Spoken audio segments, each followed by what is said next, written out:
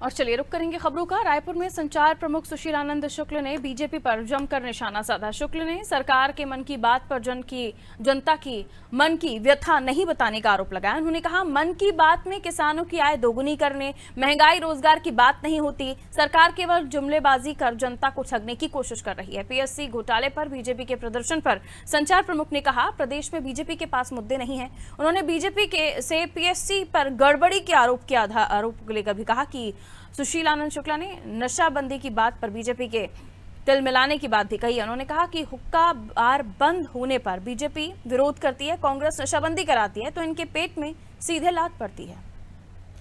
प्रधानमंत्री जी ने 2014 में वादा किया था कि किसानों की आय दुगुनी करेंगे, हर साल 2 करोड़ युवाओं को रोजगार देंगे, 100 दिन में महंगाई कम करेंगे, 15 लाख हर के खाते में आएगा, विदेश से काला धन आएगा, देश के पुराने वैभव को फिर से वापस लाएंगे। तमाम तरीके की जुमलेबाजी प्रधानमंत्री जी ने किया था, लेकिन 101 कड़ी पिछले 101 कड़ी तक में उन्होंने कभी इन सब से बात नहीं किया।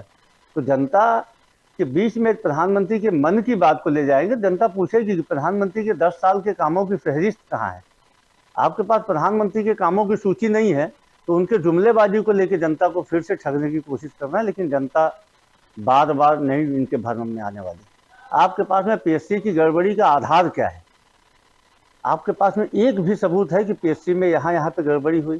सिर्फ आप इस आधार पे कि कुछ सगे भाई बहन का चयन कैसे हो गया, इस आधार पे कि एक ही परिवार के लोगों का चयन कैसे हो गया, इस आधार पे कि उसमें कुछ एक अधिकारियों के बच्चे कैसे चयनित हो गए, इस आधार पे कि उसमें कैसे नेताओं के बच्चे चयनित हो गए, आप पीएससी की सूची पे सवाल खड़ा कर रहे हैं। जबकि इस प्रकार के रिजल्ट पहले भी आते रहे हैं। भारतीय जनता पार्टी के पास पीएससी में गड़बड़ी की कोई भी प्रमाण है तो दे। मुख्यमंत्री जी ने कहा जांच कराएंगे, लेकिन इनके पास में कोई प्रमाण नहीं है। लेकिन दुर्भाग्यजनक बात यह है कि एक ऐसी संस्था जो युवाओं के सपनों को पंख लगाती है, भारतीय जनता पार्टी उसकी विश्वसनीयता पे सवाल खड़ा कर रही है, क्योंकि उसके पास में मुद्दे नहीं है राजनीति करने के लिए। शराबबंदी की बात भारतीय जनता पार्टी के लोग क्यों करते हैं? ताकि ये शराब की तस्करी कर सके। और अभी तक जितने लोग भी पकड़ाए हैं शराब के तस्कर में, और उसमें तो राजनीतिक दल की संबद्धता की बात आती है, तो 95% लोग भारतीय जनता पार्टी से कहीं न कहीं जुड़े हुए हैं। कहीं भाजयुमो का बालोद का उपाध्यक्ष रहता है, कहीं भाजयुमो का मुंगेली का अध्यक्ष रहता है, तो कहीं भारतीय जनता पार्टी के आईटी प्रकोष्ठ का प्रदेश महासचिव रहता है, राजनांदगांव में पकड़ाता है, बलौदा बाजार में पकड़ाता है।